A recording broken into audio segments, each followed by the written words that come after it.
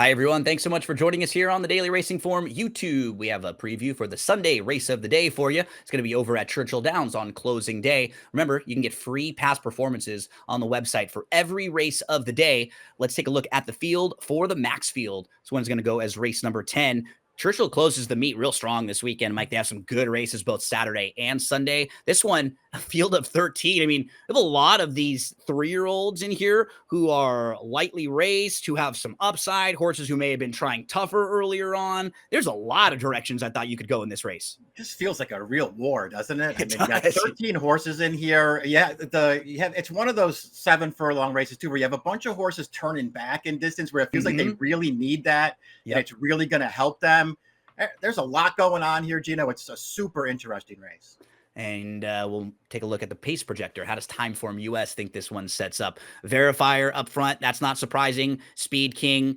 He wants to be close to it early on. Horse you and I have talked about a few different times. Smoking Wicked. He's one that likes to sit close. And then you have horses from the outside. Because of that outside draw, it might force their hand a little bit, like the 13 Furio and the 11 Kale's Angel. Try to use some of that speed just to get a better position.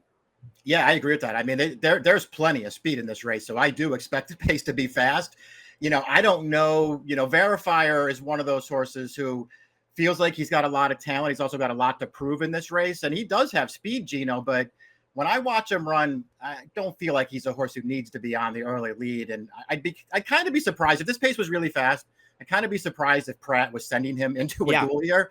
But we'll see. He is going to have to be forward in this race because he's given away a lot of experience to these horses. Let's meet the field here, starting with the one Ancient World. We actually have 4 horses that exit the Chick Lang. Retribution was the winner of that race. Ancient World ran 3rd. Normandy Coast was also in there. Perfect Force was also in there. Ancient World made an early move and was up to the lead in the early stretch before tiring. Retribution set a pretty good trip, ends up getting the job done. So a couple different horses that we're looking at here, Mike, in this one. What'd you think, or kind of what'd you take out of the Chick Lang? Yeah, it's funny, Gino, because this race to me was really, really tough overall. And so you got to try to sort of separate these horses somehow. You can't like them all. Yeah. A starting point for me, though, was the Chick Lang with 4 of these horses coming back out of there. And you know what? I ultimately just decided I don't like that race. I don't want any of those 4 horses in here. Ancient World, when you go back and watch the full replay, yeah, he was inside. He gave away some position. Then he went really wide on the turn. But Retribution was also really wide on the turn. And Touchy, the horse that was second, that outfinished Ancient World late, he was even wider in that race. I don't think it really cost him that much. I don't know. He's lightly raced. He's got upside. All 3 of his races are pretty good. He'd be far from a shock if he won this race. I'm not betting it. I did the same thing. I chucked the Chick Lang. You got to kind of pick and choose. I didn't think it came up quite as strong. I think some of these other horses are coming out of tougher spots.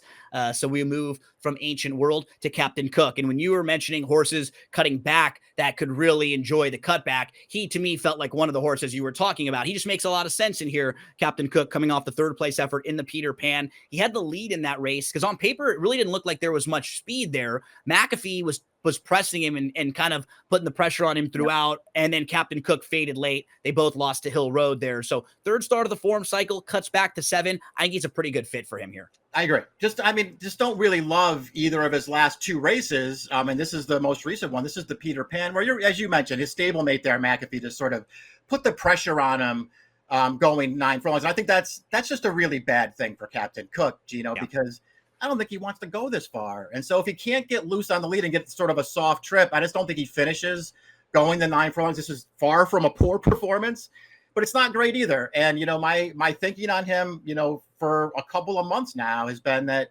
he doesn't want to go this far. He wants to go shorter, and they're cutting him back. This is a good spot for this horse. Stakes winner, graded stakes placed.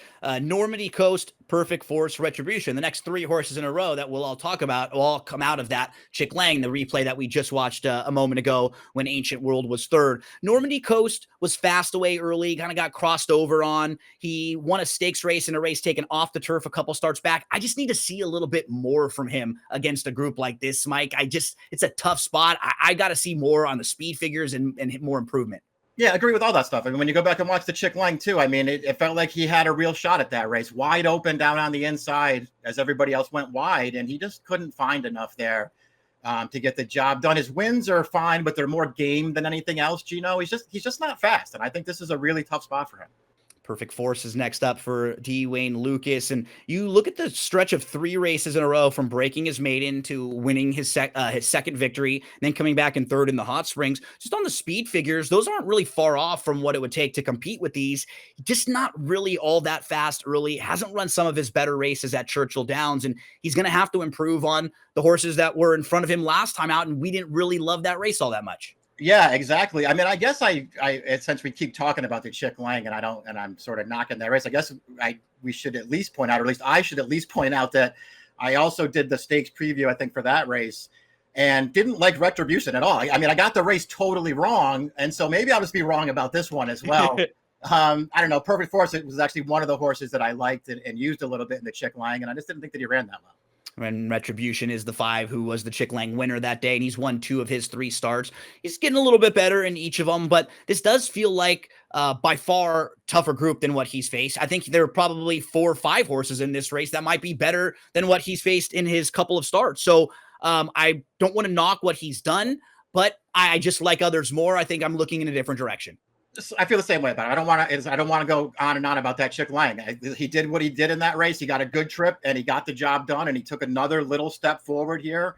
You know, he's got great connections behind him, and he's obviously got some upside still. I'm not betting him in this race, but I won't be shocked if he runs well again.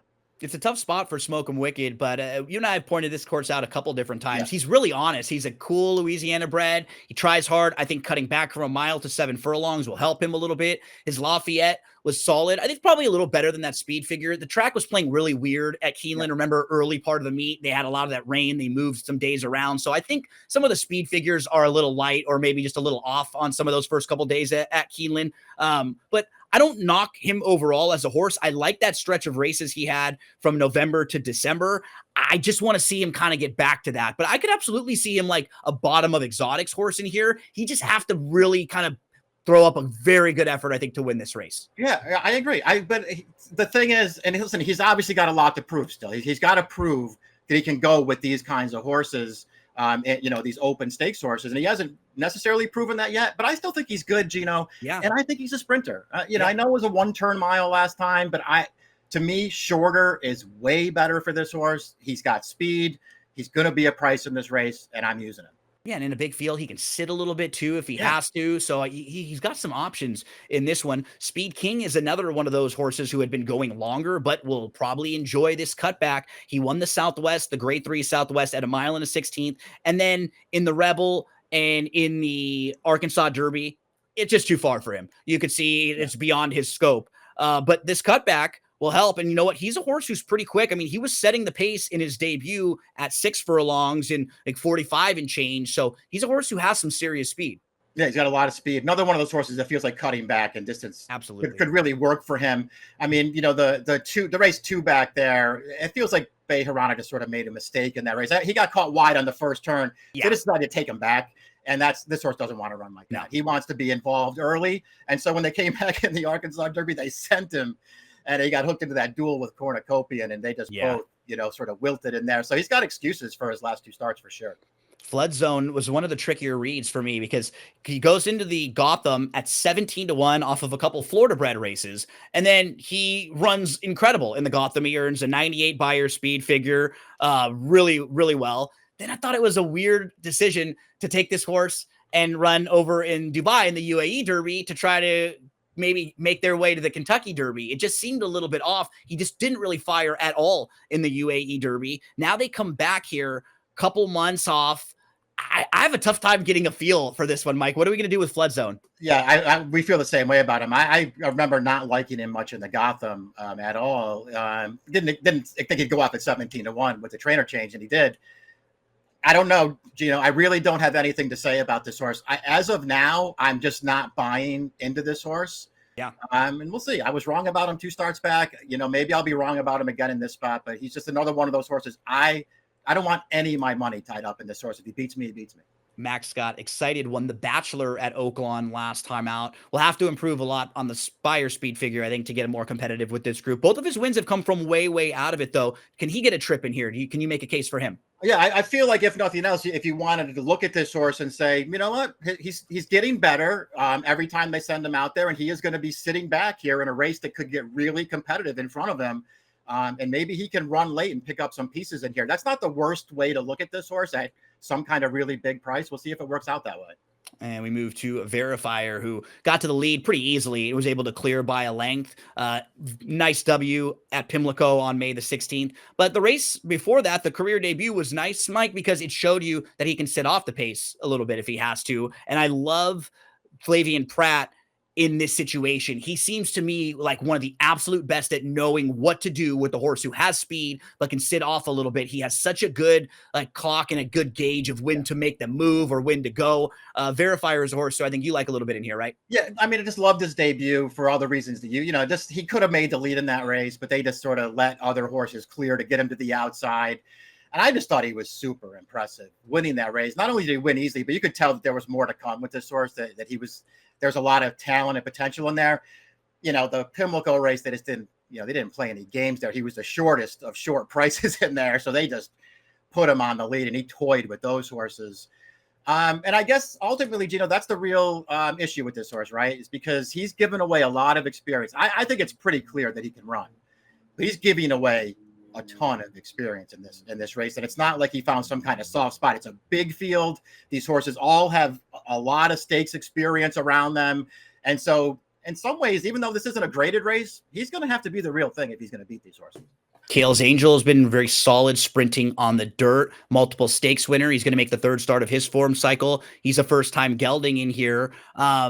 I'm wondering if he's got a ceiling as high as some of the others, like if maybe we've seen some of his better races, but he's been really solid at about like the 6 furlongs or so on the dirt. Don't want to knock a lot of that form. I have a few others in here, but really wouldn't shock me to see this horse run well in here, Mike. Yeah, to me, I agree with you. He's one of the tougher calls, right, in the race, because I don't know, obviously I don't want to get too caught up when they tried to stretch him out. I guess I don't care about that, although he ran fine in that race. There's a synthetic race in there. Outside of that, there's another win sprinting, a stakes win sprinting. But the only race that gives him a chance is the Advent back in December. And is that figure legit? I don't know that figure is legit. A 5.5 furlong race for a horse who's first time. I don't know, man. I thought he was just a really tough call in here, but I don't think he's an untalented horse. It starts to seem like a little more of the outlier there. I had some similar questions with Dreaminblue, who you look back on, and Dreaminblue has a couple races back-to-back last year with some very nice speed figures that would put him right in the range. One of them was on an off track behind Innovator. Then he comes back, he breaks his maiden. He beats a couple next out winners with 80+ Buyer speed figures. They go long in the Rebel. I think you can just probably eliminate that race. And then he makes a 4-wide move, kind of flattens out a little bit when he's favored against Perfect Force. Like if he can get back to some of those races last year, if they weren't fluky, this is a horse who could get a decent trip. And he's going to be a massive price in this race too.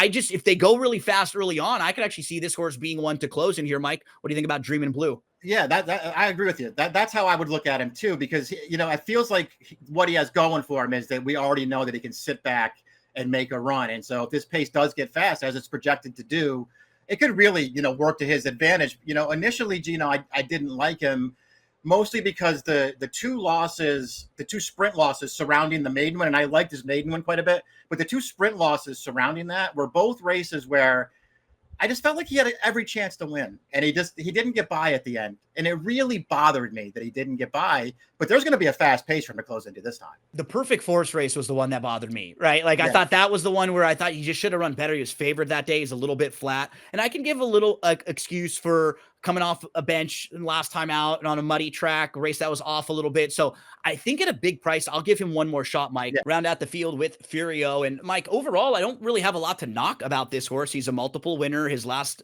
victory was a pretty good one. Could probably excuse a race on a sloppy track. Maybe one the race is going a little bit longer. Then the form looks even better. But I'm worried about the wide draw with him, because I think they got to make a decision, right? Are you going to try to go early and contest the pace? If you take back, he's going to be a little farther back than we've ever seen him. He's really just been kind of close to the pace and pressing it. So I respect him, but I'm just kind of worried about his trip. Yeah, I agree with you. Post 13 is no bargain for this horse. He's another one of those horses, though, Gino. It feels like, they finally turned him back in distance. That's really worked for him. His last 2 starts sprinting on fast dirt, they're both wins, and I think they're both pretty good. I liked that win last time. quite a bit. I know it was close at the end, but he was just under strong handling there. Ortiz never got the whip out on him. He just won that race sort of on his own power. I think this horse is a little underrated. Yeah, this is not an easy race, a fun race to handicap. Really? I mean, I think you can make a case for 8 or 9. There'd only be a few in here that would really shock me, Mike. As we move to selections, how do you want to stack them up in the Maxfield? Yeah, I don't know how involved I want to be here from a wagering perspective, Gino, just because I think it's a little tough. And I put Verifire on top.